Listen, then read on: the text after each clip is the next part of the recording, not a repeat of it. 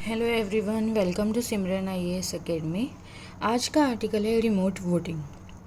सबसे पहले जो रिमोट वोटिंग का कंसेप्ट है वो क्यों आया था, क्योंकि जो इंडिया का डायस्पोरा है वो बहुत ज़्यादा है। वो भी मांग रहे हैं कि जो एनआरआईस है उनको भी हम क्या दे दें, पोस्टल वोटिंग का कंसेप्ट दे दें, मतलब रिमोट वोटिंग। ये क्या है, ऐसे नहीं कंसिडर किया है सुप्रीम कोर्ट ने। NRIs ensure the integrity of the process.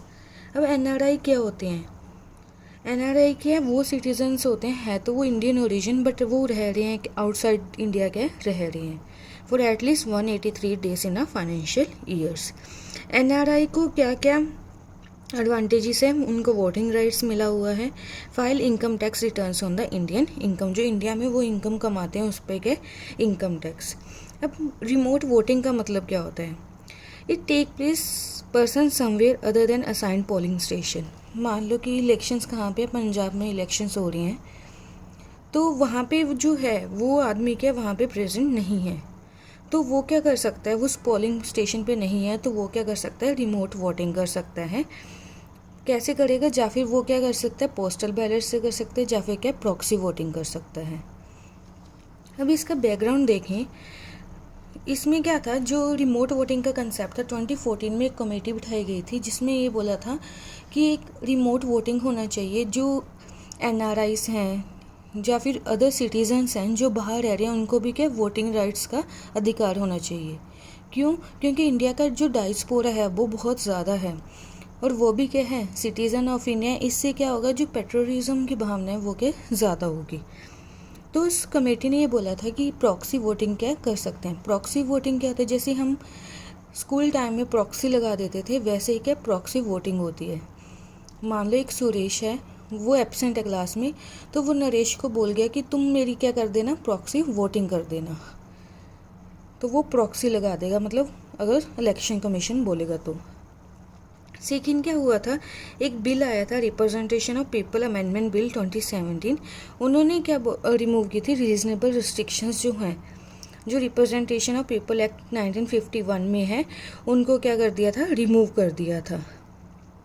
But ये बिल क्या हो गया था, पास हो गया था ताकि वो वोटिंग राइट्स के एनहांस कर सके। बट ये क्या अल्टीमेटली क्या हो गया था, लैप्स हो गया था विद द 16th लोकसभा। 2020 में फिर इलेक्शन कमीशन ने ये प्रपोज किया कि हम रिमोट वोटिंग में ब्लॉकचेन टेक्नोलॉजी का यूज़ कर सकते हैं, क्योंकि जो ब्लॉकचेन टेक्नोलॉजी होती है वो के डिफरेंट ब्लॉक्स होते हैं और बहुत ज़्यादा क्या सिक्योर होती है। तो उन्होंने बोला कि हम क्या कर सकते हैं, इसमें ब्लॉकचेन टेक्नोलॉजी का यूज़ कर सकते हैं। इससे क्या होगा, सबसे पहले जो हमारी प्राइवेसी है इशू है वो क्या नहीं आएगा। सेकंड क्या है, जो हमारे जियोग्राफिकल हर्डल्स हैं, मान लो कोई पंजाब में इलेक्शन है, कोई माइग्रेंट वर्कर है, वो महाराष्ट्र में रह रहे हैं, तो वो स्पेशली वोट करने तो नहीं आएगा क्योंकि एक्सपेंसिव चार्जेस लग रहे हैं। उस ज्योग्राफिकल हर्डल को रिमूव करने के लिए हम क्या लेके आए थे, प्रॉक्सी वोटिंग या रिमोट वोटिंग का कंसेप्ट लेके आए थे। तो इलेक्शन कमीशन ने ऐसा प्रपोज किया कि हम इसको कैसे इम्प्रूव कर सकते हैं, by the means of the blockchain technology. ये तो बैकग्राउंड हो गया। हम देखें कौन कौन से जो वोटर्स हैं वो क्या अलाउडेड होते हैं टू द पोस्टल बैलेट। कौन कौन से वोटर्स हैं जो कि पोस्टल बैलेट से क्या कर सकते हैं, पोस्ट कर सकते हैं। सबसे पहले क्या होते हैं, सर्विस वोटर्स, जैसे आर्म्ड फोर्सेस हैं, क्योंकि वो क्या कहीं और रह रही होती हैं, तो उनको क्या मेल भेजा जाता है कि तुम अपनी जो वोटर है, किसको वोट करना है, तुम वहाँ पे क्या कर दो, असाइन करके वहाँ के रिटर्निंग ऑफिसर को दे दो। तो ये सर्विस जो हैं पोस्टल बैलेट्स के, वो किस किस को अवेलेबल है, आर्म्ड फोर्सेस को, कोई भी ऐसे गवर्नमेंट सर्वेंट्स जो कि अब्रॉड पोस्ट हैं, जैसे सॉफ्टवेयर इंजीनियर्स होते हैं, आर्म्ड पुलिस फोर्सेस को अवेलेबल है। Second, voters on election duty. Third के पर्सन जिनकी एज क्या बहुत ज़्यादा है, ग्रेटर देन 80 ईयर्स है। सेकंड, जो पर्सन जो डिसेबिलिटीज़ है, अब डिसेबिलिटी है वो जा तो नहीं सकता पोलिंग बूथ पे, तो वो क्या करता है, पोस्टल वोटिंग बैलेट से अपना क्या कर सकता है, वोट दे सकता है। फोर्थ कौन सा आता है, voters under preventive detention. Preventive detention के अंदर वो लोग आते हैं जिनको हमें ऐसा लगता है कि आने वाले फ्यूचर में वो कुछ ना कुछ क्या कर देंगे, दिक्कत करेंगे नेशन की सिक्योरिटी के, तो हम उनको क्या किस में रखते हैं, प्रिवेंटिव डिटेंशन से। ये अभी क्या है, वोटर्स जो एलिजिबल हैं थ्रू द पोस्टल बैलेट्स। अब हमें क्या रिमोट वोटिंग का कंसेप्ट क्यों लेके आना चाहिए? सबसे पहले क्या, अनफेवरेबल कंडीशंस। इसका नीड क्या है रिमोट वोटिंग का, सबसे पहला रीज़न क्या, अनफेवरेबल कंडीशंस। अब जैसे माइग्रेंट वर्कर्स हैं, वो वोट करने तो नहीं आ सकते, पहले उनके पास इतने एक्सपेंसेस नहीं होते, तो वो वोटिंग के लिए नहीं आ सकते, इसलिए रिमोट वोटिंग का कंसेप्ट लाना चाहिए। अगर हम उसको एक्सक्लूड कर देंगे तो ये हमारी डेमोक्रेसी के लिए अच्छा नहीं होगा।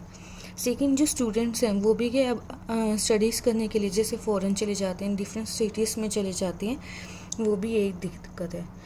जैसे एग्जांपल दिया है विलेज दुमाक इन उत्तराखंड, वहाँ पे क्या 20 to 25% voters are enable to cast vote.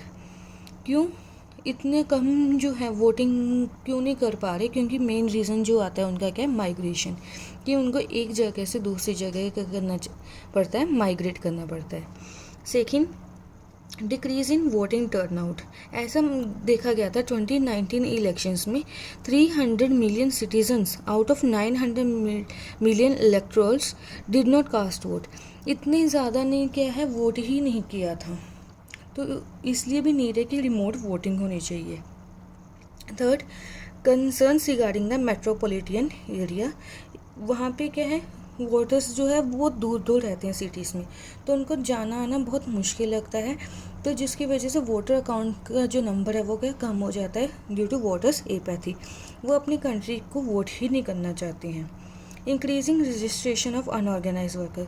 जैसे मिनिस्ट्री ऑफ लेबर ने क्या स्टार्ट किया, ई श्रम पोर्टल, वहाँ से हमें क्या इंडिकेशन मिला है 10 जो मिलियन माइग्रेंट वर्कर्स हैं इंडिया में।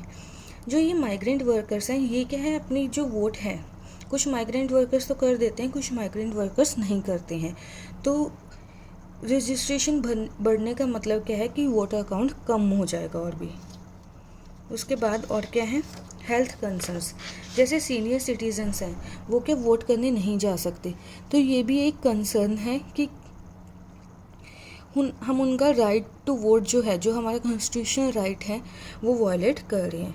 इसलिए हमें नीड है कि हमारे पास क्या होना चाहिए, रिमोट वोटिंग होनी चाहिए। अब हम इसके क्या पढ़ लेते हैं, इश्यूज़ क्या हैं रिमोट वोटिंग के। सबसे पहले सिक्योरिटी। जैसे सब ऑनलाइन होगा तो उसकी वजह से जो प्राइवेसी रिस्क है, आर्टिकल 21 जो है वो वायलेट हो जाएगा। साइबर अटैक्स हैं जो वो क्या इंक्रीज़ हो जाएंगे। Second, veracity and verification. तो ये ऐसा भी हो सकता है कि बहुत ज़्यादा कहीं पे बंद ही हो जाए, इंटरनेट ही ना पहुँचे, ठीक है, जिसकी वजह से क्या टेक्निकल इश्यूज़ भी आ सकते हैं, जिसकी वजह से फ्रॉड हो सकता है। थर्ड क्या है, इंटरनेट कनेक्शन है, मालवेयर सिक्योरिटी। इंटरनेट जो पेनिट्रेशन है वो रूरल एरियाज़ में क्या बहुत कम होता है।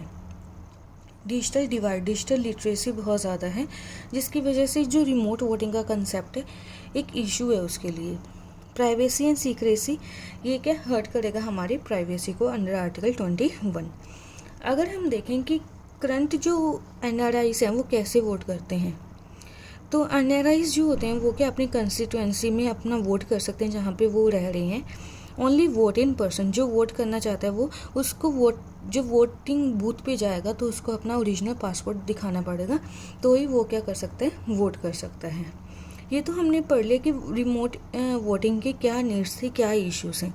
अब वे फॉरवर्ड क्या है, ऑनलाइन वोटिंग सिस्टम होना चाहिए। जैसे ब्लॉकचेन टेक्नोलॉजी जो प्रपोज किया इलेक्शन कमीशन ने, वो बहुत ही अच्छा इनिशिएटिव है। हम क्या कर सकते हैं, उसको आगे बढ़ा सकते हैं, क्योंकि उसमें कोई भी मैनिपुलेशन का नहीं। अगर वन ब्लॉक में अगर कोई चेंज होता है तो हमें तुरंत पता लग जाता है कि दूसरे ब्लॉक में भी चेंज हुआ है। इससे हम फ्रॉड्स वगैरह को क्या कर सकते हैं, डिटेक्ट कर सकते हैं। सेकंड, हम के लोगों में अवेयरनेस लेके आएँ कि ये क्या है, वोटिंग जो राइट है वो क्या है, टू इलेक्ट अवर रिप्रेजेंटेटिव, एक कॉन्स्टिट्यूशनल राइट है। तुम अपने वोटर्स को वोट कर सकते हो, अपना इलेक्शन लड़ सकते हो। इससे क्या आएगा, उनको कॉन्फिडेंस आएगा, एक्सेप्टेबिलिटी आएगी। डिजिटल लिटरेसी को एनहांस करके जो रूरल एरियाज़ में जो वीमेंस हैं या फिर ओल्ड एज पीपल है जिनको नहीं आता है वोटिंग करना, वो भी क्या कर सकते हैं, वोट कर सकते हैं। उसके लिए हमें उनको एजुकेट करना पड़ेगा। कैसे कर सकते हैं डिजिटल लिटरेसी, सोशल मीडिया से, एडवर्टीज़मेंट से, न्यूज़पेपर से, रेडियो टॉक से। तो हम ऐसे करके इसको क्या रिमोट वोटिंग को इंक्रीज़ कर सकते हैं।